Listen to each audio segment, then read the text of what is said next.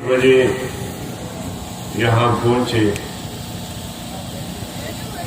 اللہ نے توفیق بخشی اور آپ کی اس اجتماع میں اس وقت میں شریک ہوں۔ میرے محترم بھائیوں، مدرسے کا سالانہ جلسہ ہے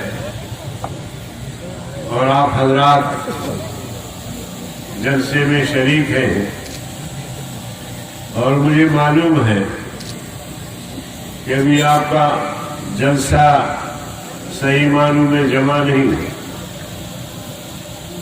مگر مجھے پھر سفر کرنا ہے واپسی کا۔ رحیم یار خان میں ہمارے انتہائی محترم رہنما تھے مولانا رشید احمد لدھیانوی صاحب، جو جمعیت پنجاب کے امیر بھی رہے۔ ان کی یاد میں ایک تعزیتی جلسہ ہے، لہذا مختصر گفتگو کے بعد آپ سے میں اجازت چاہوں گا۔ اللہ آپ کے اس اجتماع کو ہر لحاظ سے کامیاب فرمائے اور اس کے اثرات پورے علاقے پر مرتب فرمائے۔ میرے عزیز دوستو، جمعیت علماء اسلام آپ کی اپنی جماعت ہے، جس کے زیر انتظام و زیر اہتمام یہ مدارس چل رہے ہیں، مساجد چل رہے ہیں، شعبہ حفظ کے مکتبے چل رہے ہیں۔ ہم دین کا جو بھی شعبہ ہوتا ہے اس شعبے میں کام کر رہے ہوتے ہیں، چاہے وہ شعبہ سیاست سے تعلق رکھتا ہے، چاہے وہ شعبہ تعلیم سے تعلق رکھتا ہے، چاہے وہ شعبہ تبلیغ سے تعلق رکھتا ہے، چاہے وہ شعبہ انسانیت کی رفاہ اور بھلائی اور بہتری کے لیے کام کر رہا ہوتا ہے۔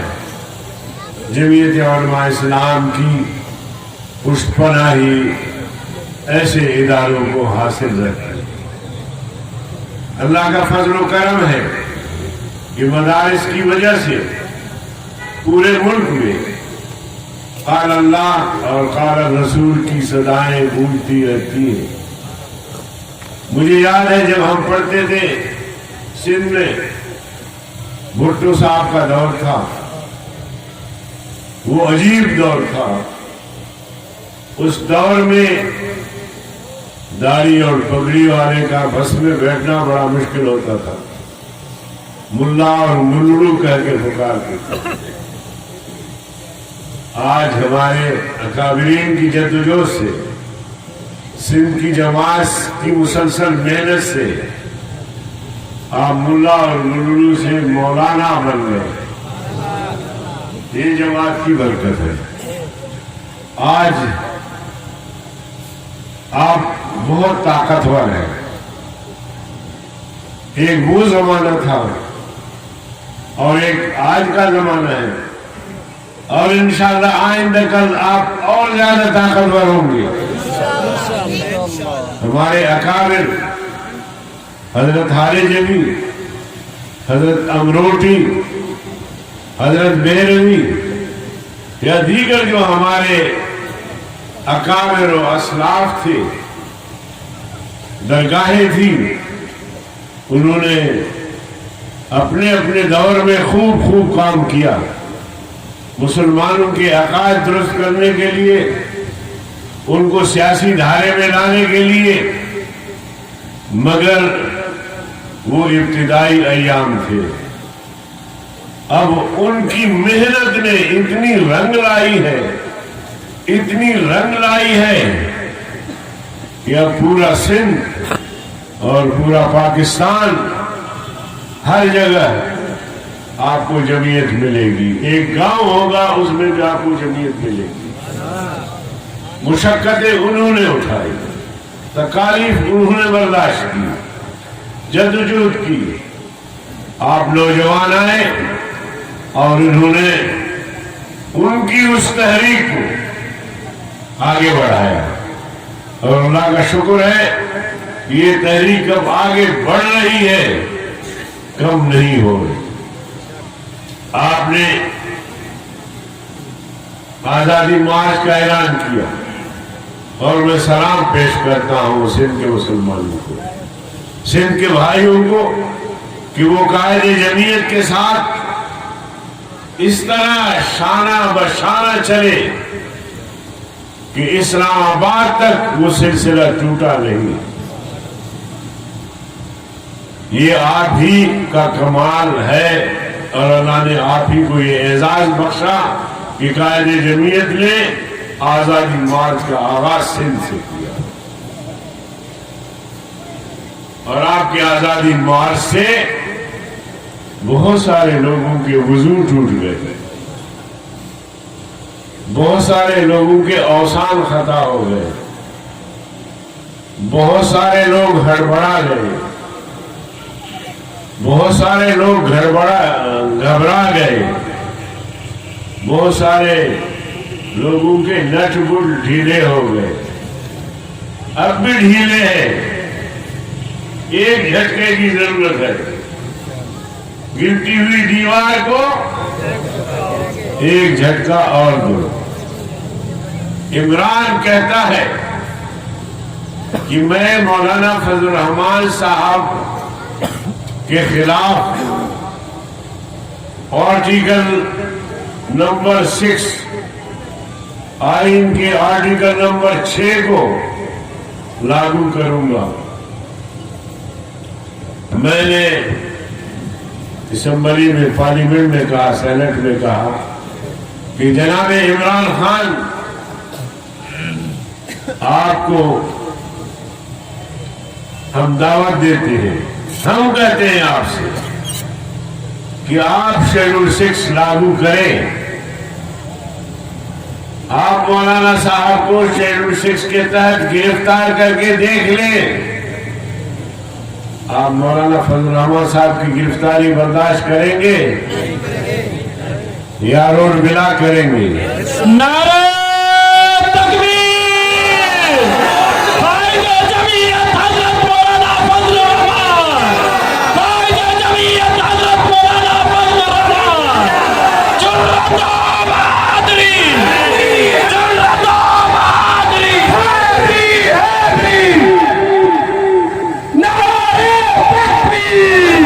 جمعیت علماء اسلام!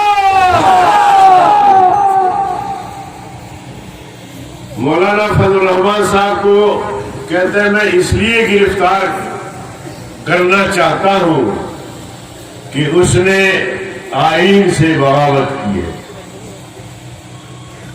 کیونکہ میری حکومت آئینی ہے. میں الیکشن کے ذریعے منتخب ہو کر کے آیا ہوں.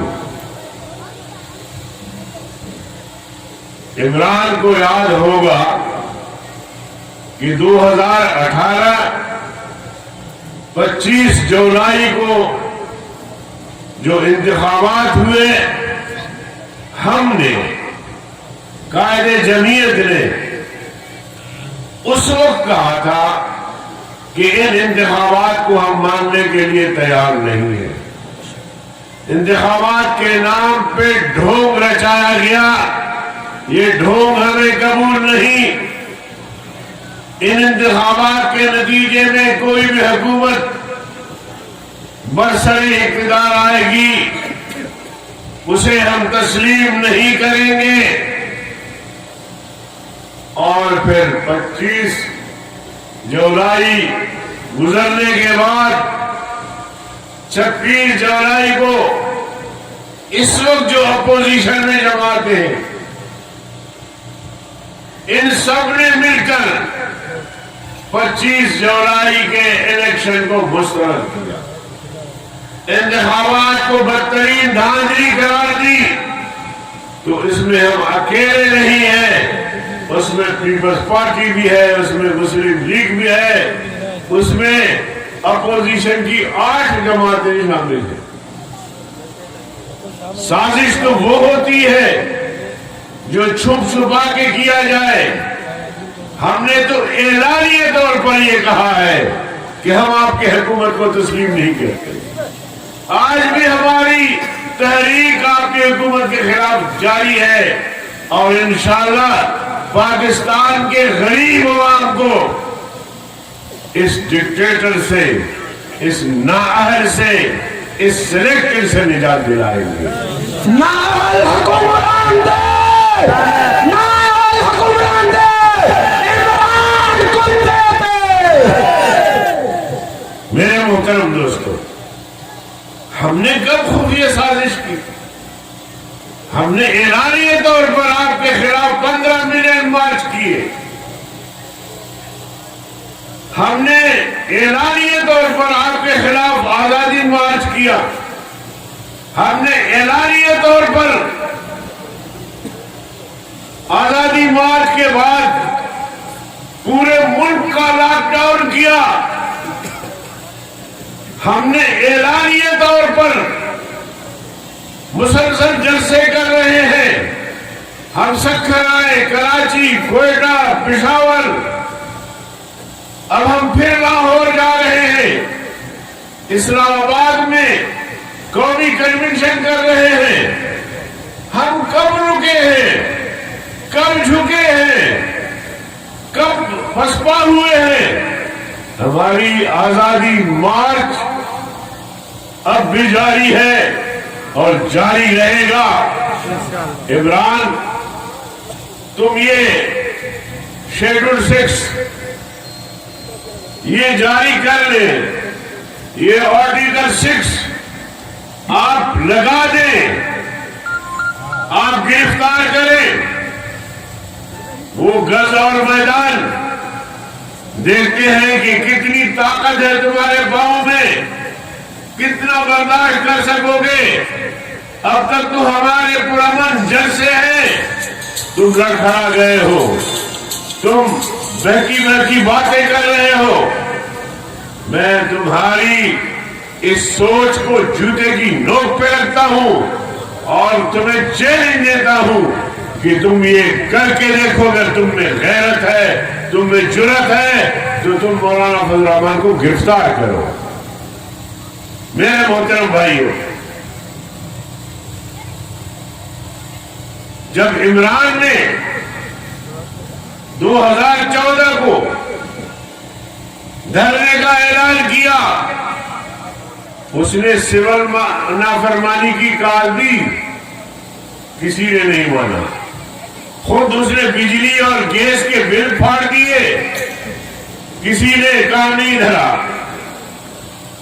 शेख रशीद ने कहा कि घेराओ, जलाओ, पकड़ो और मारो। ये होती है सिविल नाफरमानी, ये होती है आइन के खिलाफ वर्जी, ये होती है रियासत के साथ बराह रास्त जंग। फिर तुमने पीटीवी पे कब्जा किया, वजीर आजम हाउस की तरफ चढ़ दौड़े, पार्लियामेंट के तकद्दुस को पामाल किया। ये होती है आर्टिकल 6 के तहत आने वाले लोग। लेकिन आज तक इमरान और उनके किसी लीडर के खिलाफ आर्टिकल 6 के तहत मुकदमा नहीं बना। तो मेरे अजीज दोस्तों, अगर इमरान तुमने ये सारा कुछ किया है, तुम्हारे खिलाफ आर्टिकल 6 मुतहर्रिक नहीं होता। हमने पुरअमन जलसे किए हैं। पाकिस्तान के अवाम ने देखा कि लाखों लोग आपके इस रोड से सफर कर रहे थे, लाखों लोग। न कोई गमला टूटा, न कोई दुकान बंद हुई, न कोई सड़क बंद हुई। 5 दिन का मसाफत तय करके पूरे पाकिस्तान से लोग इस्लामाबाद पहुंचे, किसी को नुकसान नहीं हुआ। अमन का वो मिसाली मुजाहिरा जो दुनिया ने अपने आंखों से नहीं देखी, जो मौलाना फजल रहमान की क़ियादत में जमीयत उलमा इस्लाम ने पुरअमन रहे, میں اب بھی قسم کھا کے کہتا ہوں کہ مولانا فضل الرحمان کی بصیرت نہ ہوتی اور ہمیں وہ اجازت دیتے تو نہ JHQ بچتا، نہ جناب والا وزیر اعظم ہاؤس بچتا، نہ جناب علی صدارت محل جو ہے وہ بچتا، صدار کی محل۔ تو ہم نے امن کے ساتھ دنیا کو پیغام دیا کہ اسلام امن کا درس دیتا ہے، اسلام اعتدال کا درس دیتا ہے۔ آج ہمارے پاس قوت بھی موجود ہے، نفری بھی موجود ہے، قیادت بھی موجود ہے، حالات کو تہس نہس کرنے کی طاقت موجود ہے، اس کے باوجود ہم پرامن رہتے ہیں۔ تو ہم نے دنیا کو بھی پرامن رہنے کا پیغام دیا کہ جو تمہارے خدشات ہیں جمعیت کے بارے میں، جو انصار الاسلام کے بارے میں تمہارے خدشات ہیں، وہ بالکل بھی غلط ہے۔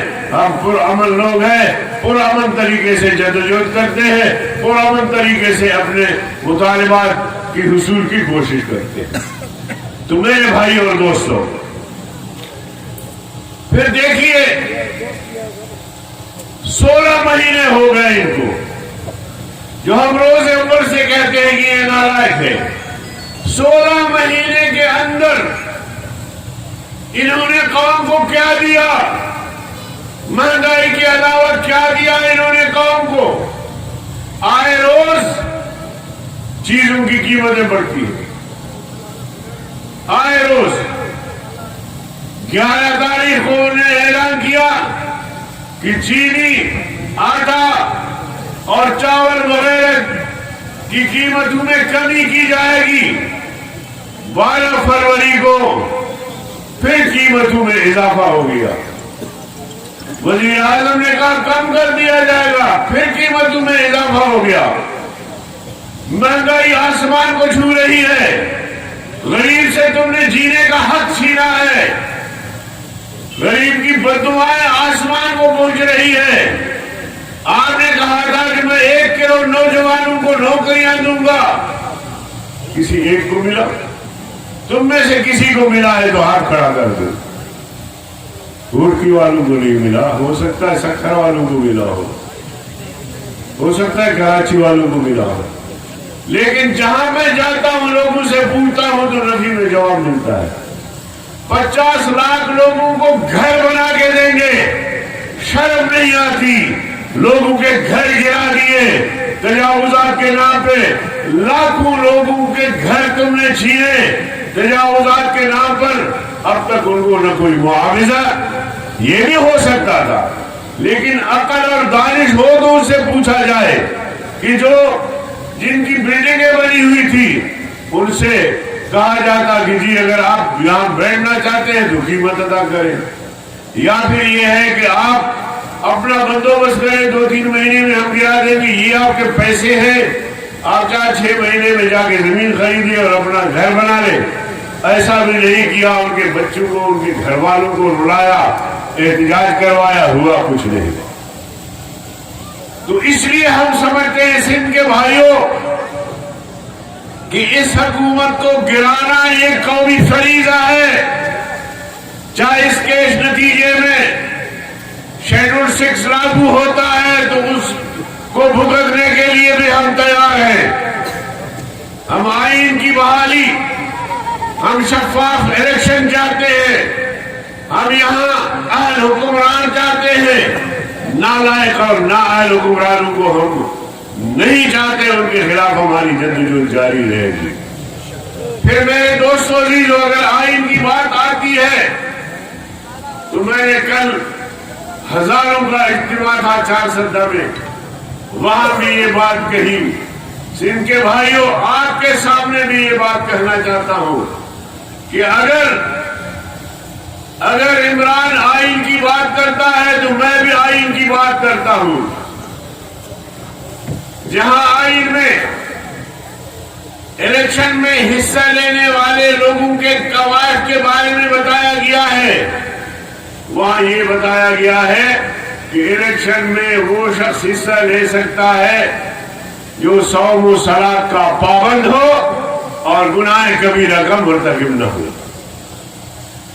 ابھی آپ بتائیں کہ عمران आईन के दफा 62 पर पूरा उतर सकता है? गुनाह कबीरा से वो दूर है? उनके बारे में अब भी मशहूर है कि वो नशे में धुत हो करके बोलता है, इसलिए उनको पता नहीं लगता कि कल मैंने कौन सी बात कही थी और आज कौन सी बात कहनी है, किसके बारे में कुछ कहना था और कल कह दिया, आज क्या कहना है। तो मेरे अजीज दोस्तों, हम इसको हर सतह पर चैलेंज करने के लिए तैयार हैं, आईनी तौर पर तैयार हैं, माशी तौर पर मुल्क को कंगाल बना दिया है, तैयार है, इलेक्शन के हवाले से तहकीकात हो जाए उसके लिए हम तैयार हैं। तो लिहाजा किसी तरह भी कोई जवाब नहीं बनता कि इमरान की हुकूमत को तस्लीम किया जाए। मैं तो इमरान की इन पॉलिसियों से बगावत करता हूं, चाहे वो आर्टिकल 6 नाफिज करे या कोई भी एक्शन ले, मैं ज़हनी तौर पर उसके लिए तैयार हूं। जमीयत उलमा इस्लाम तैयार है, मगर इस नालायक सिलेक्टेड हुकूमत को तस्लीम करने के लिए हम तैयार नहीं। मेरे अजीज भाइयों, मैं आपसे रुखसत चाहता हूँ। मैं फिर दुआ गो हूँ कि अल्लाह ताला इस इदारे को, इस मदरसे को क़यामत की सुबह तक कायम रखे और आप हजरात दीन की खिदमत करते रहे, जमात से वाबस्ता रहे और हमारी कार का इंतजार करें। वहाँ